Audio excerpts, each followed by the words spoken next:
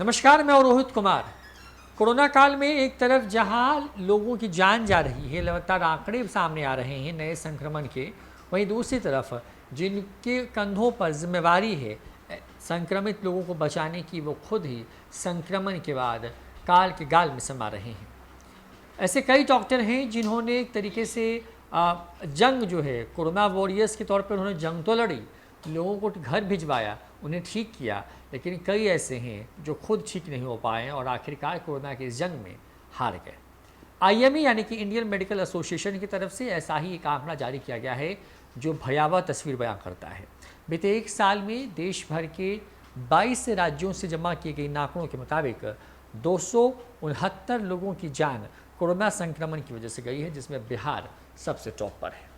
बिहार की बात करें तो यहाँ पर कुल 78 डॉक्टरों की जान कोरोना संक्रमण के बाद जो है संक्रमित होने के बाद गई है। वहीं आंध्र प्रदेश में यह आंकड़ा 22 का है, असम में 3, छत्तीसगढ़ में 3, दिल्ली में 28, गुजरात में 2, गोवा में 1, हरियाणा में 2, जम्मू कश्मीर में 3, कर्नाटका में 8, केरल में 2, मध्य प्रदेश में 5, महाराष्ट्र में 14, ओडिशा में 10, पुडुचेरी में 1, तमिलनाडु में 11,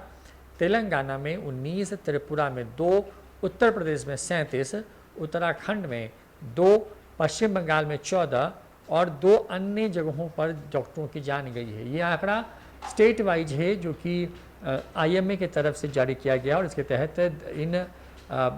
22 राज्य या फिर केंद्र शासित प्रदेशों को अगर जोड़ दें तो कुल 269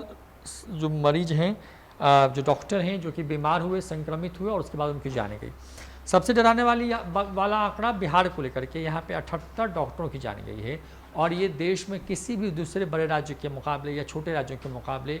दोगुने से ज़्यादा है। उत्तर प्रदेश आबादी के लिहाज से सबसे बड़ा राज्य है, लेकिन वहाँ पर मरने वालों की संख्या भी महज 38 है, बिहार में 78 पर है। आप समझ सकते हैं कि भयावहता कितनी है। लगातार जो डॉक्टर्स हैं जिनके कंधों पर जिम्मेवारी है, लगातार जो अस्पतालों में आपको और हमें बचाने के लिए संघर्ष करते हैं, इलाज करते हैं, वो खुद अब जो है वो मौत का शिकार हो रहे हैं, कोरोना का शिकार हो रहे हैं।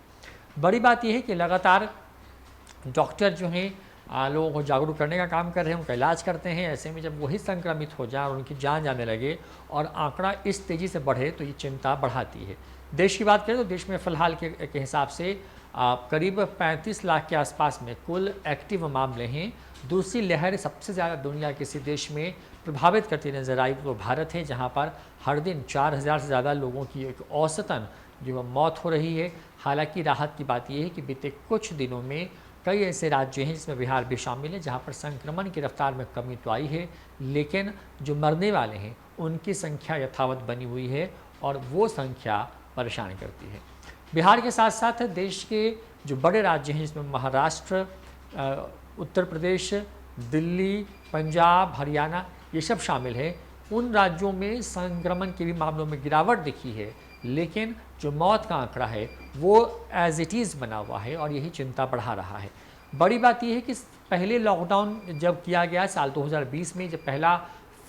पहली लहर आई कोरोना की, तो उस वक्त स्थिति बिल्कुल संभली सी थी, लेकिन कुछ गलतियां, 2 गज की दूरी का ख्याल ना रखना, बिना मास्क के बाहर निकलना, ये लोगों की ज़िंदगियों पर एक तरीके से जो है उनकी ज़िंदगियों को ख़त्म कर रहा है। अब कोरोना उन वैसे लोगों को शिकार बना रहा है और इसका नतीजा ये हो रहा है कि आम और ख़ास हर दिन काल के गाल में समा रहे हैं। IMA Indian medical association Bharat में जो डॉक्टर्स हैं उनकी सबसे बड़ी संस्था है और उसके तरफ से जारी आंकड़े के मुताबिक देश भर में बीते एक साल में करीब 350 डॉक्टरों की जान कोरोना संक्रमण के चलते गई है। इसमें डॉक्टरों के अलावा नर्सिंग और दूसरे जो टेक्निकल स्टाफ्स होते हैं अस्पताल के अंदर में, उनका आंकड़ा शामिल नहीं किया गया।